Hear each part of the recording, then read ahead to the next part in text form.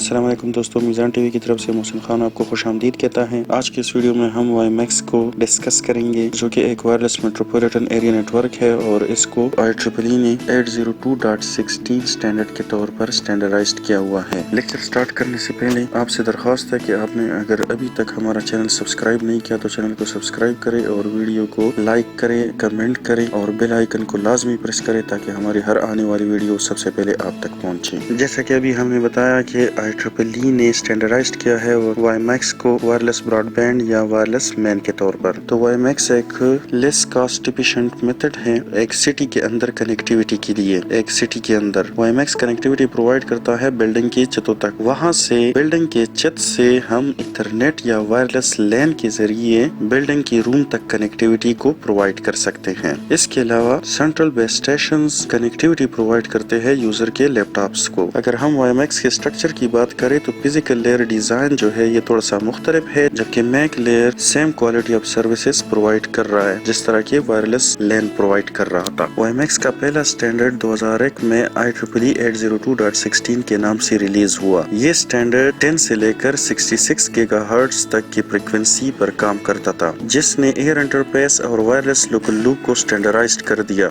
ये एक line of site capability के साथ काम करता था और point two multi point transmission को सपोर्ट कर रहा था। फिजिकल लेयर पर सिंगल कैरियर कम्युनिकेशन को सपोर्ट करता था। 2003 में WiMAX का एक नया स्टैंडर्ड लॉन्च हुआ जो कि IEEE 802.16a के नाम से मशहूर हुआ। ये स्टैंडर्ड 2 से 11 गीगाहर्ट्ज तक की फ्रीक्वेंसी को सपोर्ट करता था। इसके अलावा non line of site communication की कैपेबिलिटी ऐड हो गई और point two multi point transmission भी पॉसिबल हो गई। इस मकसद के लिए फिजिकल लेयर की मल्टीपल एक्सेस स्कीम्स में OFDM और OFDMA को मुतारिफ कराया गया, जो कि last mile fixed broadband access provide कर रहा था। इसके बाद IEEE 802.16c स्टैंडर्ड आया, जिसने ए स्टैंडर्ड को अमेंड कर दिया 10 से 11 गीगाहर्ट्ज स्पेक्ट्रम के साथ। 2004 में WiMAX का एक स्टैंडर्ड आया जो कि 2004 स्टैंडर्ड के नाम से मशहूर हुआ, जिसने ए और सी स्टैंडर्ड को अमेंड कर दिया और अब ये 70 मेगाबिट्स पर सेकंड डेटा रेट को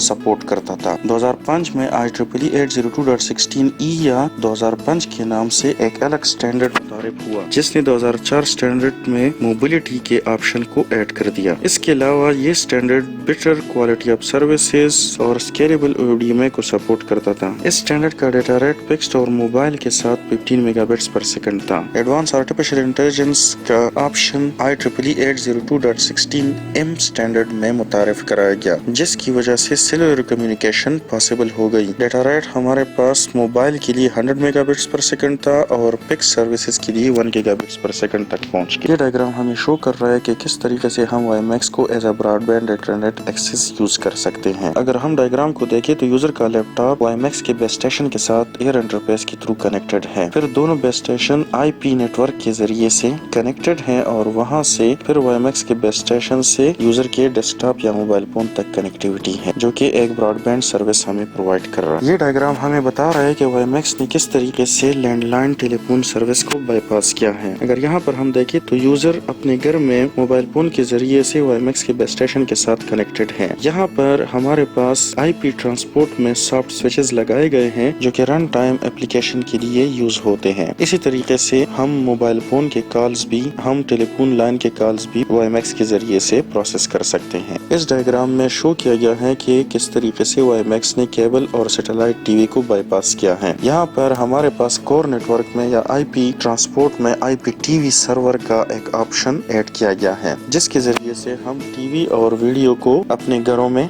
देख सकते हैं। ये डायग्राम हमें शो कर रहा है कि WiMAX ने किस तरीके से मोबाइल के जरिए से डेटा और फोन कॉल्स की ट्रांसमिशन को बाईपास किया है। यूजर अपने घर में लैपटॉप या गाड़ी में मोबाइल फोन के जरिए से, जो कि हाई मोबिलिटी पर है, कनेक्टेड है थ्रू WiMAX बेस स्टेशन के, और फुल मोबिलिटी पर हम डेटा एक्सेस कर रहे हैं। ये डायग्राम डिटेल में WiMAX की कनेक्टिविटी को, जो कि लाइन ऑफ साइट है या नॉन लाइन ऑफ साइट है, शो कर रहा है। Line of site point two point connection की सूरत में हम 30 माइल्स तक कवरेज दे सकते हैं और मैक्सिमम डेटा रेट 72 मेगाबिट्स पर सेकंड हासिल कर सकते हैं। लेकिन point two multi point non line of site की सूरत में हमारे पास कवरेज एरिया कम होकर 6 माइल्स रह जाता है और डेटा रेट 40 मेगाबिट्स पर सेकंड तक हो जाता है।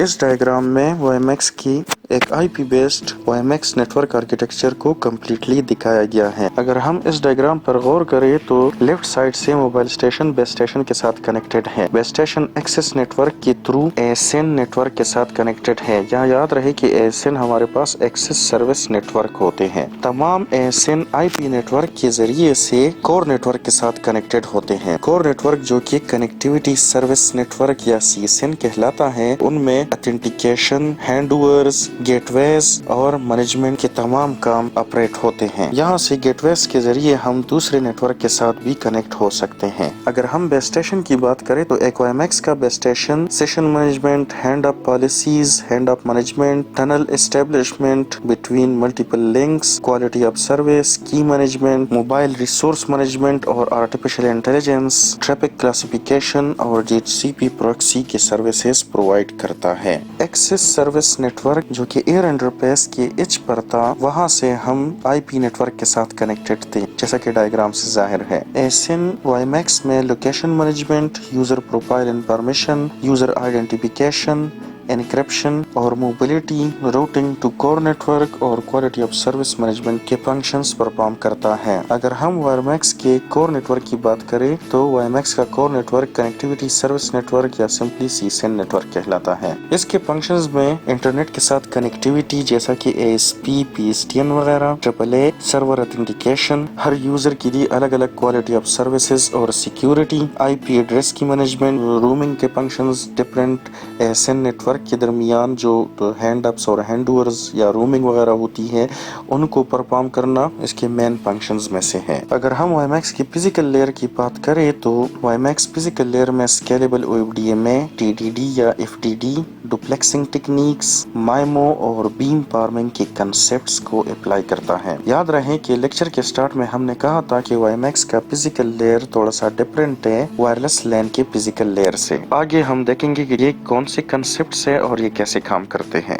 OFDMA एक मल्टीपल एक्सेस टेक्निक है जो कि हमने जो मल्टीपल एक्सेस स्कीम्स पढ़ी थी उससे एक अलहदा टेक्निक है मल्टीपल यूजर्स को अकोमोडेट कराने के लिए। इसकी फुल डिटेल हम अलग से जब 3.3G पढ़ेंगे तो उस टाइम पर देखेंगे, लेकिन यहाँ पर हम एक शॉर्ट सा डिस्कशन OFDMA के ऊपर करते हैं क्योंकि यहाँ पर ये WiMAX की फिजिकल लेयर में यूज हो रहा है। तो OFDMA non line of sight multipath fading channel की सूरत में सुपीरियर परफॉर्मेंस प्रोवाइड करता है। OFDMA में हम तमाम बैंडविड्थ को इन सब कैरियर्स में डिवाइड करते हैं जिस तरह के हम FDMA में करते थे, लेकिन यहाँ पर तमाम सब कैरियर एक दूसरे के साथ ऑर्थोगोनल होते हैं। हर सब कैरियर को अलग-अलग से हम मॉड्यूलेट करते हैं और फिर उसके बाद ऑर्थोगोनलिटी के लिए FFT के इम्प्लीमेंटेशन करते हैं जो कि फास्ट और एफिशिएंट मेथड है। हर यूजर को स्पेसिफिक सब कैरियर असाइन कर दिया जाता है।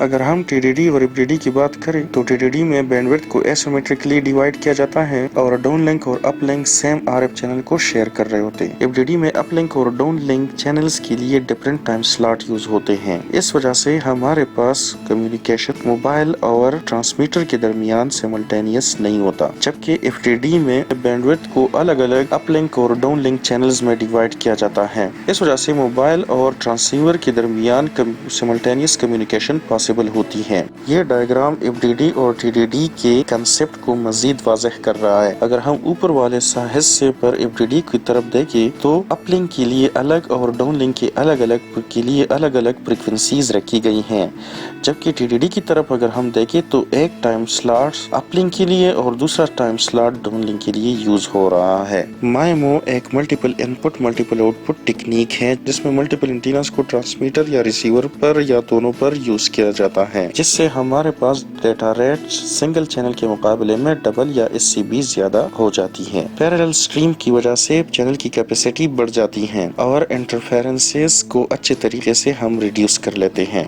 अगर बीम फार्मिंग के कंसेप्ट को यूज कर ले तो हम मजीद रिलायबल रिसीविंग कर सकते हैं अपलिंक और डाउनलिंक के सेल एजेस पर। इस डायग्राम में एक मीसो सिस्टम को दिखाया गया है जो कि मल्टीपल इनपुट और सिंगल आउटपुट सिस्टम है। ये सिस्टम ट्रांसमिशन के एरर को कम करता है और रिसीविंग साइड पर पैडिंग का मार्जिन 5 से 10 dB तक कम हो जाता है, क्योंकि अगर एक एंटीना का डेटा ज्यादा फेड है तो दूसरी एंटीना का डेटा में भी के कम पेड हो। इस तरीके से हमें ज्यादा रिट्रांसमिशन नहीं करनी पड़ती।